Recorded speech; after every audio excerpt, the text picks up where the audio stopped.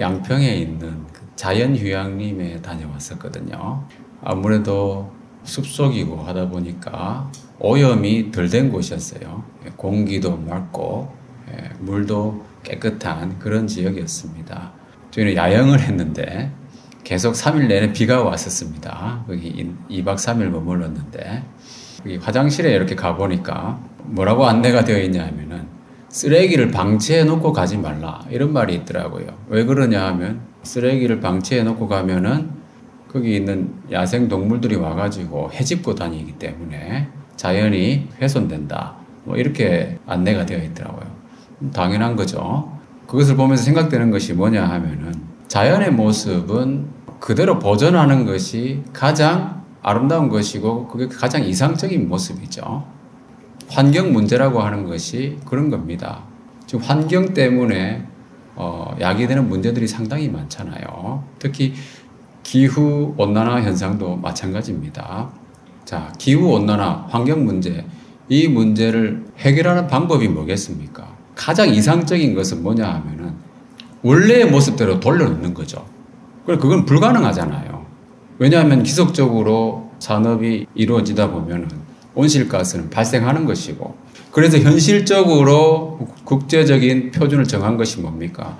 파리 기후협약에서 목표를 정한 것이 뭐냐 하면은 산업화 이전보다도 지구온난화로 인한 기온 상승을 2도 아래로 막는 것, 그리고 1.5도 이상 기온 상승을 제한하는 것, 이렇게 목표를 정한 겁니다.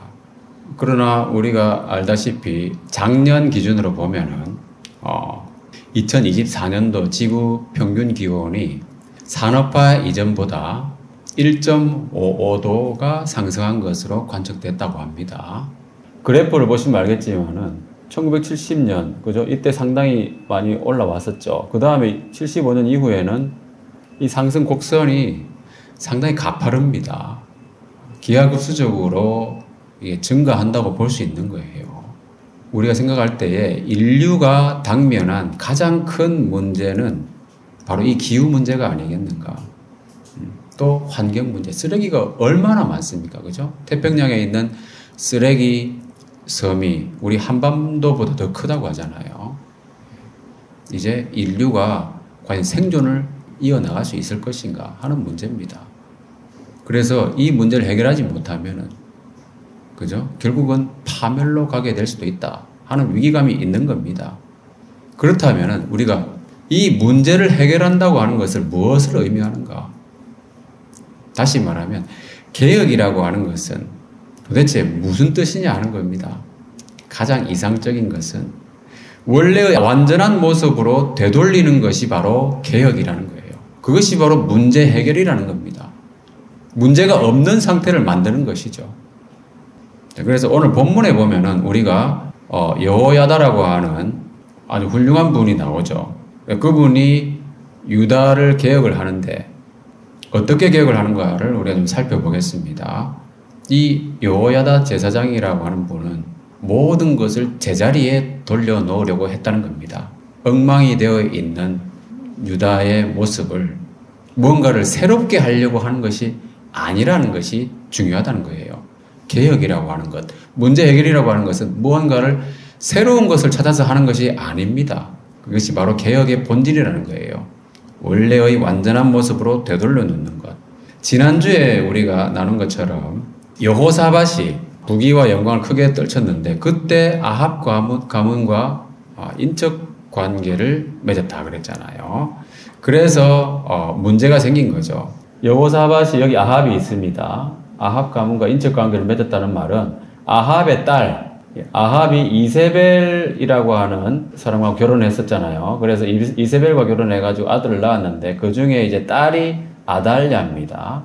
이 아달랴하고 여호사밧의 아들 여호람하고 결혼을 한 거죠. 이게 바로 여호사밧이 아합과 인적 관계를 맺은 것입니다.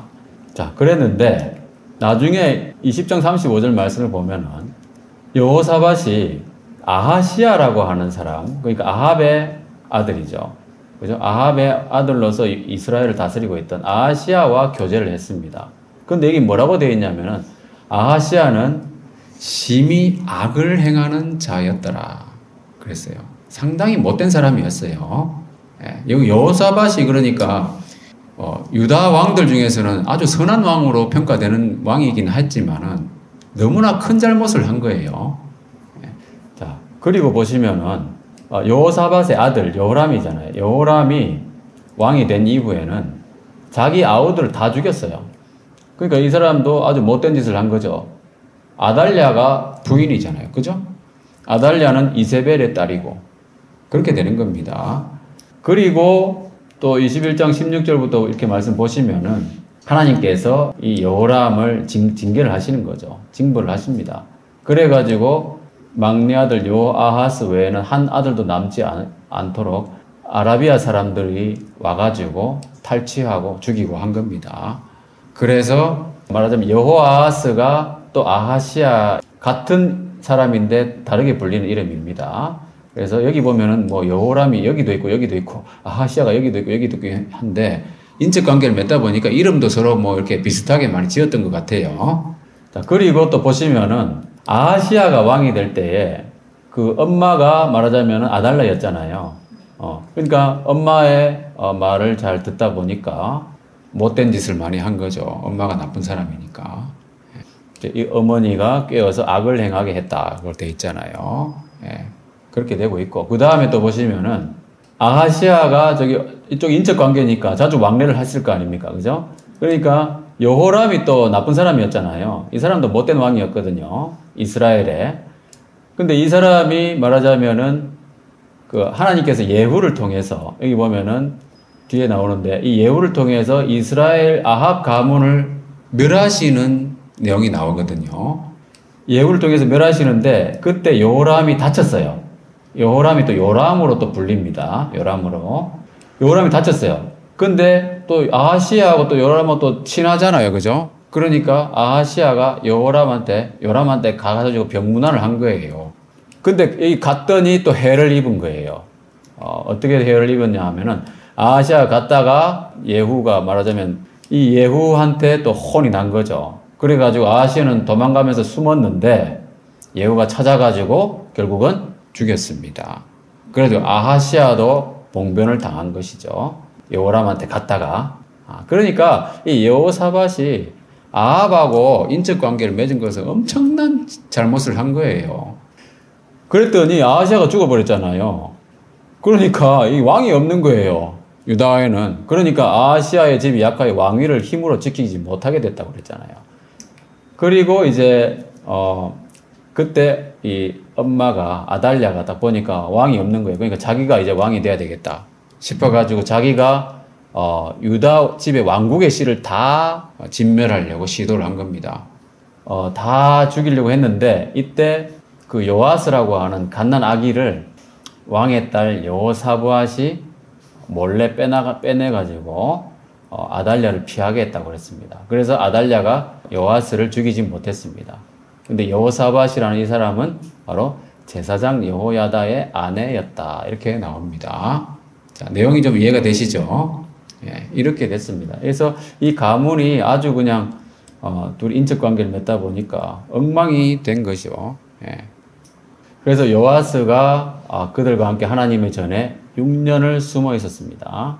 하나님의 전은 함부로 들어오지 못하도록 아마 여호야다가 잘 그것을 지켰던 것 같아요. 그랬을 때에 그 6년 동안에 아달랴가 왕이 돼가지고 나라를 다스렸습니다. 그 왕이 없는 상태에서. 네, 이런 상황이었다고 하는 거죠. 그리고 이제 23장 말씀을 보면은 이제 제 7년째 됐을 때에 여호야다가 용기를 내었다. 이렇게 나옵니다. 그래서 이제 여호야다는 지금 엉망이 된 이 상황을 개혁을 하려고 하는 거예요. 그럼 어떻게 개혁을 하는 것인가? 뭔가 새로운 것을 해야 될 것인가? 그게 아니라는 거예요. 이 뭐라고 나옵니까? 여호와께서 다윗 자손에게 대하여 말씀하신 대로 왕자가 즉위하여야 할지니. 하나님 말씀대로 해야 된다. 라고 하는 것이죠. 하나님이 다윗 자손에게 언약하시고 말씀하신 대로 왕자가 즉위하여야 한다. 이렇게 기준을 잡고 개혁을 시작한 겁니다.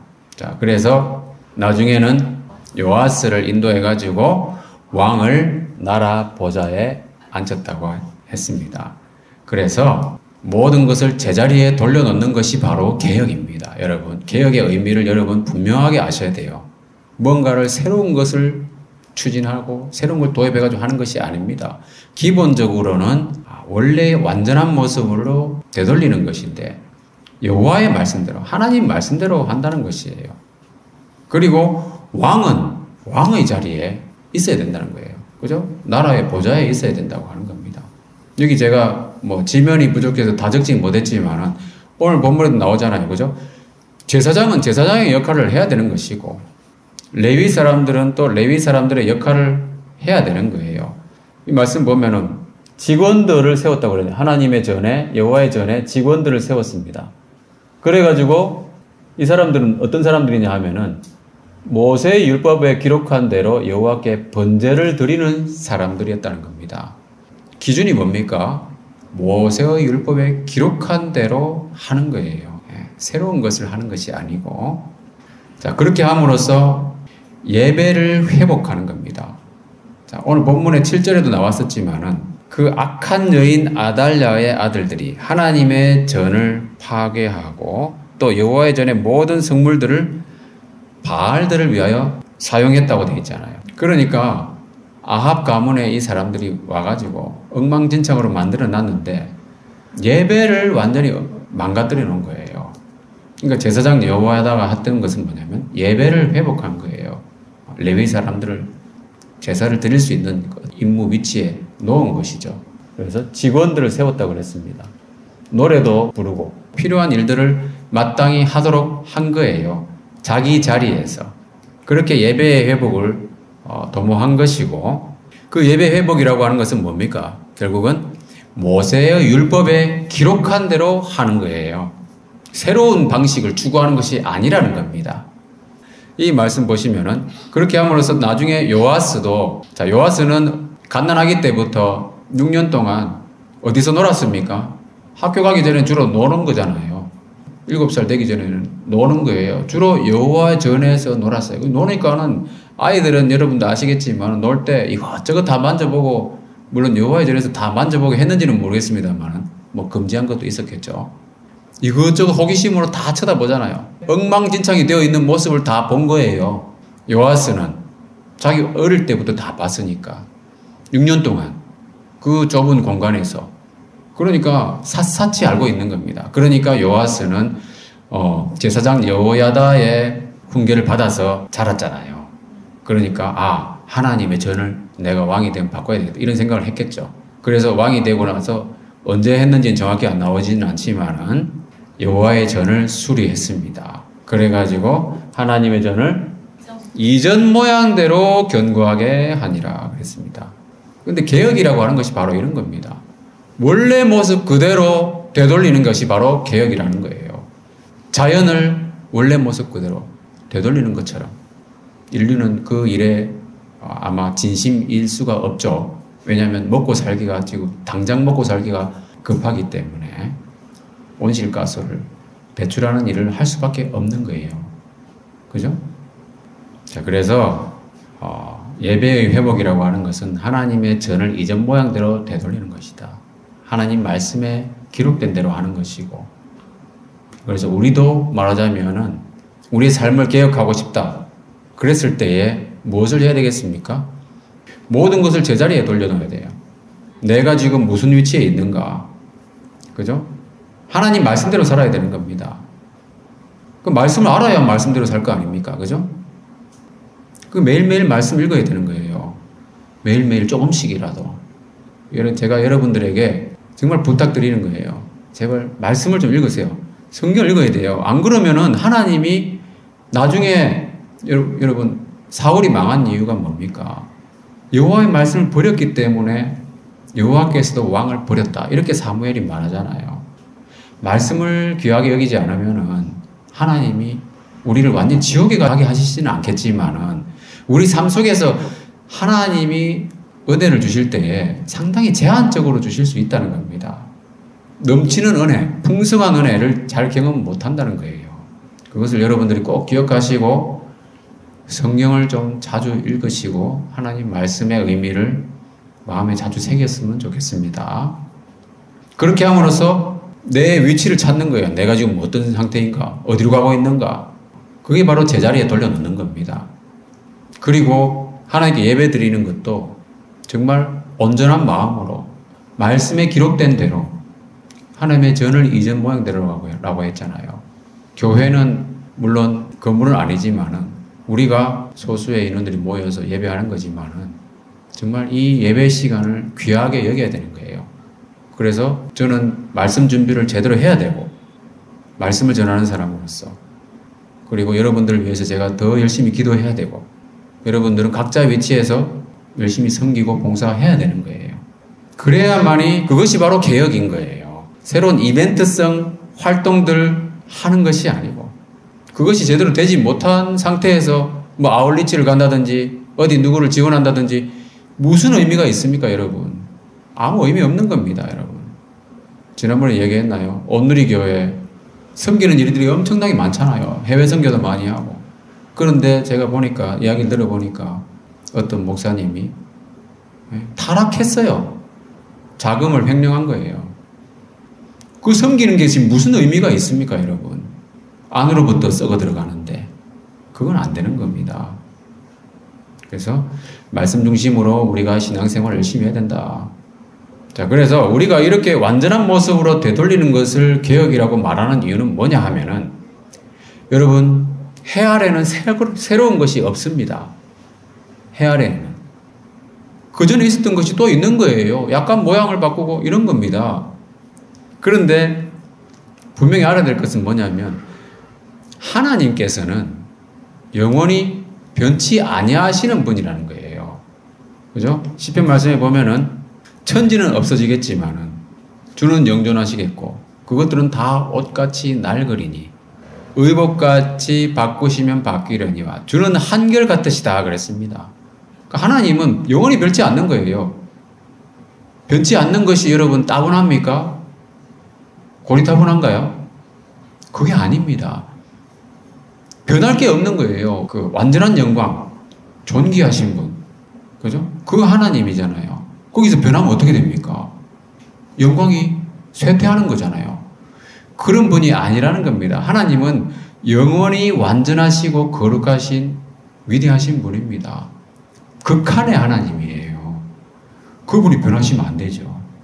그러니까 개혁이라고 하는 것은 거기서부터 떨어져 나간 것, 쇠약해진 것을 회복하는 겁니다. 그것이 더 아름답고 위대하고 영광스러운 것이죠. 그래서 주님을 따르는 자들도, 그죠? 주님의 종의 자손들은 항상 안전히 거주하고. 왜냐하면 주님을 닮아가기 때문에 그런 거예요. 그의 우선은 주 앞에 굳게 서리이다 그랬습니다. 그래서 이러한 원리를 우리가 반드시 이 중요한, 아주 중요한 그 본질적인 원리입니다. 이것을 우리가 꼭 기억해야 된다고 하는 거. 자, 그리고 우리가 개혁을 하는 데 있어가지고 기준을 정해야 되잖아요. 그 기준은 상대 기준이 아니라는 거예요. 내가 누구보다도 좀 더 잘한다. 누구보다 좀 더 열심히 한다. 이것은 아무 의미가 없습니다. 기준은 오직 절대 기준이에요. 왜냐하면은 심판하시는 분은 절대자이기 때문에 그런 겁니다. 심판의 주체가 누굽니까? 친구가 나를 심판하지 않잖아요. 그죠? 하나님이 심판하시는 거예요. 그러니까 모든 사람이 죄인인 겁니다. 하나님의 기준에, 하나님의 영광에 이르지 못하기 때문에 모든 사람이 죄인인 거예요. 사회적으로 우리가 합의한 그 법률을 지키지 못했을 때 범죄자가 되긴 하잖아요. 그럼 그것을 다 지키면 범죄자가 아닌가요? 그거는 사람들 사이에 이루어지는 것이고 심판은 하나님이 하시는 거예요. 재판장은 하나님이기 때문에 하나님의 기준에 부합되지 않으면 그것은 다 실격인 거예요. 그 영광에 이르지 못하는 사람은. 그래서 절대 기준이 중요한 겁니다. 개혁이라고 하는 것은. 그래서 절대적이고 완전하신 분의 형상을 닮아가는 것. 그것이 바로 개혁이고 회복인 겁니다. 자, 그래서 오늘 본문의 말씀에 보더라도 요아스는 여호와 보시기에 정직하게 행하였다. 이렇게 나오는 거예요. 그래서 하나님이 보시기에 정직해야 되는 거예요. 왜냐하면은, 자, 마태복음 말씀 보면은, 우리가 잘 아는 말씀이잖아요. 원수를 사랑하라고 주님께서 말씀하십니다. 왜 그렇게 해야 됩니까? 왜? 왜냐하면은, 하나님 아버지의 속성을 우리가 닮게 된다는 거예요. 그렇게 해야만이. 왜냐하면, 하나님이 해를 악인과 선인에게 비추시며, 비를 의로운 자와 불의한 자에게 내려주신다는 겁니다. 우리는 사람이잖아요. 인간적인 속성은 뭡니까? 아니, 왜 하나님은 이렇게 불공평하게 행하시느냐? 이거 보면은, 여러분, 하나님이 불공평하다고 여겨지지 않습니까? 왜 해를 악인에게 비춰주시느냐, 이거죠. 왜 비를 악인에게, 그죠? 불의한 자에게 비를 내려주시는가? 하나님은 불공평하다고 여겨지지 않습니까? 인간적인 생각으로는 그런 거예요. 해를 비추실 때 선인에게만 비춰주시면 얼마나 좋겠어요. 그죠? 악인에게는 재앙만 주시고, 불의한 자에게는 화만 내리시고, 의로운 자에게만 하나님이 비를 내려주시면 얼마나 좋겠어요. 그러나 하나님은 그런 분이 아니라는 거예요. 하나님은 악인과 선인에게, 불의한 자에게, 또 의로운 자에게 다 해와 비를 비춰주시고 내려주시는 겁니다. 절대적인 기준이 중요한 겁니다. 여러분, 사람들이 생각하는 대로 생각해서는 안 된다는 겁니다. 그러므로 읽어보겠습니다. 시작. 그러므로 하늘에 계신 너희 아버지의 온전하신 것 같이 너희도 온전하라.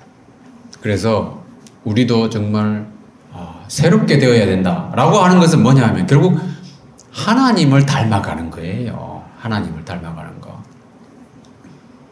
예수님의 영상을 닮아가는 것이다.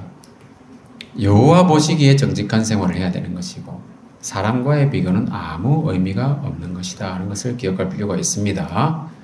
자, 그리고 이 제사장 여호야다가 나중에 죽었는데, 그때 왕의 묘실 중에 장사했다 그랬습니다.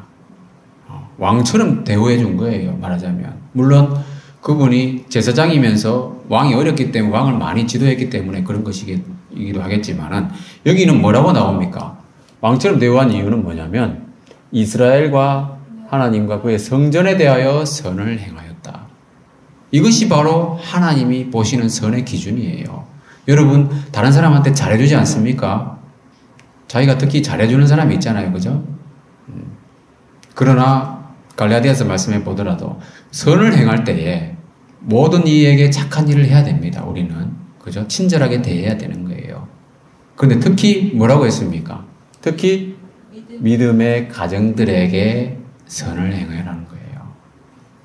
여호야다가 이스라엘과 하나님과 그의 성전에 대하여 선을 행했다고 그랬어요. 그것이 가장 귀한 선입니다, 여러분. 믿음의 가정들, 우리 교회 식구들에게 우리는 잘해줘야 되는 거죠.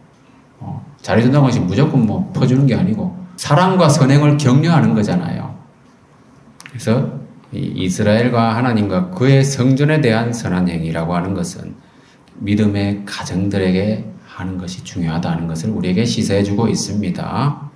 자, 그리고 개혁의 본질이라고 하는 것은 종료 시점이 없습니다. 개혁이라고 하는 것은 종료 시점이 없는 거예요. 끊임없이 완전하신 하나님을 닮아가야 되는 것이고, 최대한 우리가 할 수 있는 대로 원상을 회복해야 되는 거예요. 그 다음에 방치해 놓으면 안 됩니다. 유지해야 되는 겁니다. 유지.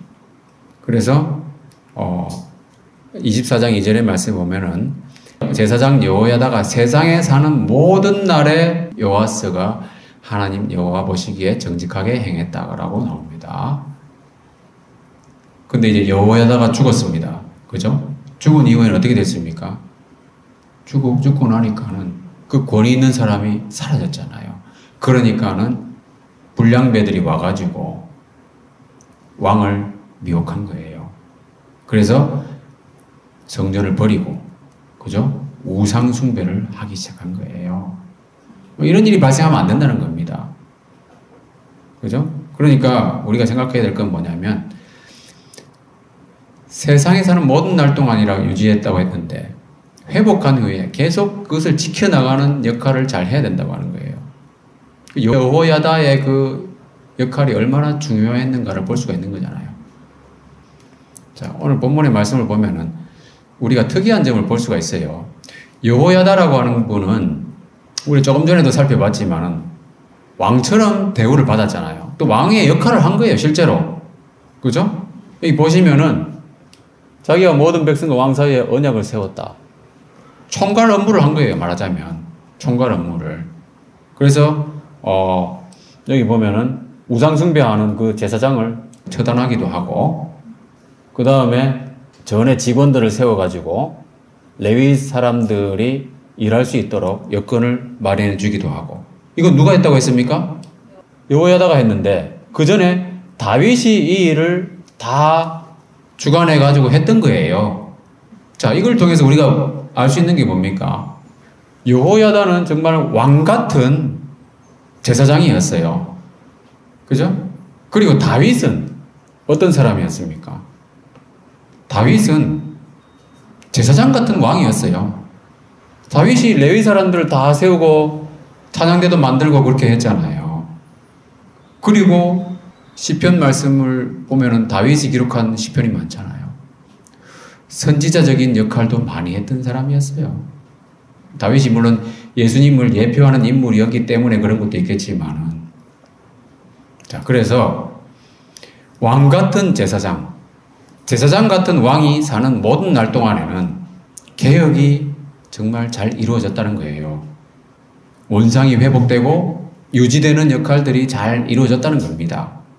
자, 그래서 우리가 여기서 생각해 볼 수 있는 것은 뭐냐면 그분들이 사라지고 나면은 또 망가졌잖아요. 그래서 누가 왔습니까? 영원히 이 역할을 수행하실 수 있는 예수님께서 오신 거예요. 그래서 뭐냐면 그리스도라고 하는 그 말 뜻이 뭡니까? 기름 부음 받은 자잖아요. 메시아, 그리스도. 기름 부음을 받는 사람은 바로 왕, 제사장, 그리고 선지자입니다. 그래서 그리스도입니다. 그 예수님은 뭐냐면 예수 그리스도는 누구냐 하면은 바로 이 세 가지 직분을 감당하시는 분이에요. 선지자의 직분, 제사장의 직분, 왕의 직분을 그 한 몸에 감당하시는 분이 바로 그리스도입니다. 그래서 그리스도의 삼중직이라고 이야기를 하거든요. 그러니까 왕 같은 제사장, 제사장 같은 왕, 그죠? 선지자 같은 왕, 이런 사람들이 살아있을 동안에는 괜찮았다는 거예요. 근데 여호야다가 죽고 나니까 또 엉망이 돼버리잖아요. 이런 일이 반복되면 안 된다는 겁니다. 그래서 예수님께서 오셔가지고 제사도 완성하시고 율법도 완성하시고 영원한 왕이 되셨잖아요. 그래서 그 예수님께서 성천하신 이후에는 그 역할을 누구에게 맡겼습니까? 바로 왕 같은 제사장들, 바로 누굽니까? 우리 그리스도인들이라는 겁니다. 그래서 왕 같은 제사장들이 살아있을 동안에는 개혁이 이루어져야 된다는 거예요. 개혁이. 회복하는 일들이 이루어져야 된다는 겁니다. 하나님께 점점 더 가까이 나아가야 된다는 거예요. 우리가 지금까지 살펴본 그런 원리들을 통해서. 자, 그러면 우리가 이 세상을 바꿀 수 있습니까? 우리가 개혁해가지고 정말 착하게 살자, 예배를 잘 드리자, 많은 사람들에게 영향을 미칠 수 있겠습니까, 우리가? 그게 안 되잖아요. 그 현실적으로 가능한 역할이 뭡니까? 우리가 왕 같은 제사장, 제사장 같은 왕으로서 주님의 그 성령의 권능을 받은 자들로서 해야 될 일이 뭔가? 그게 뭐냐 하면 바로, 자, 디모데전서 말씀을 보면 여기 보면 감독이라는 직분에 대해서 나옵니다. 우리가 영향을 끼칠 수 있는 범위가 있잖아요. 그것이 사람의 그릇마다 다른 거예요. 하나님께서 만드신 그 모양마다 다른 겁니다. 그래서 가장 중요한 것은 뭡니까? 자기 집을 잘 다스리는 거예요. 최소한 자기 집은 자기 영향권 아래에 있잖아요. 자기가 가장일 때 또는 부모가 되었을 때. 중국에 유명한 책, 대학이 있잖아요. 그죠? 거기 보면은 수신제가 지국평천하라고 했습니다. 그죠? 수신제가 자기 자신을 먼저 닦아야죠. 자기 자신을, 그죠? 자기 자신을 먼저 가다듬고 그 다음에 집을 다스려야 되는 거예요. 집을 다스리고 그 다음에 사회에 봉사를 하든지 뭘 하든지 이게 돼야 된다고 하는 거죠. 그 감독이라고 하는 것은 여기서는 주로 이제 목회자, 요즘으로 봐서는 목회자 정도의 직분을 이야기하는 겁니다. 그리고 평신도도 마찬가지예요. 평신도라고 하는 것이 지금은 저는 별로 그런 말을 별로 안 좋아합니다만은 성경적이지 않기 때문에 그런 거예요. 왜냐하면 우리가 모두 다 왕 같은 제사장들이잖아요. 평신도 그리고 성직자 이런 말은 별로 성경적이지 않습니다, 여러분. 그리고 뭐 평신도라고 했을 때에 집사님들 많이 있잖아요. 그죠? 집사에 대한 기준이 뭡니까? 그 중에 하나가 여러 가지 기준이 있는데 그 중에 하나가 자기 집을 잘 다스리는 겁니다. 왕 같은 제사장으로서 해야 될 건 뭐냐면은 자기 집을 잘 다스리는 거예요. 그리고 교회에 봉사하는 거예요. 그게 가장 중요한 겁니다, 여러분. 왜? 우리가 모든 일에 다 신경을 쓸 수가 없잖아요. 근데 그리스도인들이 각자 자기 자신을 잘 관리하고 자기 집을 잘 다스린다면은 많은 문제가 해결될 겁니다. 그래서 왕 같은 제사장 같은 왕으로서 우리가 살아가는 그리스도인으로서 해야 될 일은 뭐냐면 교회와 가정을 잘 다스리고 잘 돌보는 그리스도인으로서 살아가야 된다고 하는 겁니다. 참 중요한 내용들입니다. 오늘 본문에 나오는 내용들은 항상 중요했죠, 그죠? 그렇지만 이건 본질적인 것을 특히 다루고 있기 때문에 자, 그래서 말씀 마무리하겠습니다. 종교개혁이 일어났을 때에 5가지 강령이라고 볼 수도 있고 솔라라고 하는 라틴어로 표현되는 5가지 모토가 있습니다. 여기 보면은 뭐가 있습니까? 첫 번째 뭐냐면 오직 성령, 그 다음 오직 믿음, 오직 은혜, 오직 그리스도, 오직 하나님께 영광, 이렇게 5가지거든요.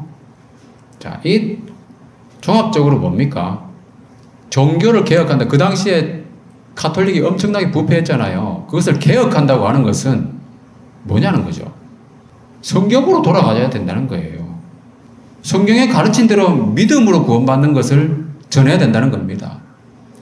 성경의 진리는 무엇을 이야기합니까? 복음을 이야기하는데 복음은 제가 여러 번 강조하지만 복음은 은혜와 진리예요. 그죠? 율법이 아닙니다. 은혜와 진리입니다. 그런 것들이라는 겁니다. 그래서 결국 성경으로 돌아가면 다 해결되는 겁니다. 성경의 원리대로 돌아가면. 그래서 여호와의 말씀대로 하는 것이 개혁의 본질이라는 거예요. 그래서 우리가 이 땅을 살아가는 데 있어가지고 자기 자신을 돌아보고, 그죠? 바꿀 건 바꾸고, 개혁할 건 개혁하고, 계속 성찰의 어떤 과정을 거쳐 나가잖아요. 발전을 해야 되니까. 발전한다고 하는 것은 결국 주님의 형상을 닮아가는 거예요. 원래 우리가 창조되었던 그 형상대로. 나중에 주님이 다시 오실 때는 완전하게 될 겁니다. 그런 소망 가운데 우리 살아가는 겁니다. 그래서 여기 계신 모든 분들이 오직 복음의 은혜와 진리를 전파하게 되는 그런 본질적인 신앙생활을 해야 된다는 거예요. 그리고 그리스도의 사랑을 실천할 수 있는 그런 플러스 인생 살아가시기를 주님의 이름으로 축원합니다.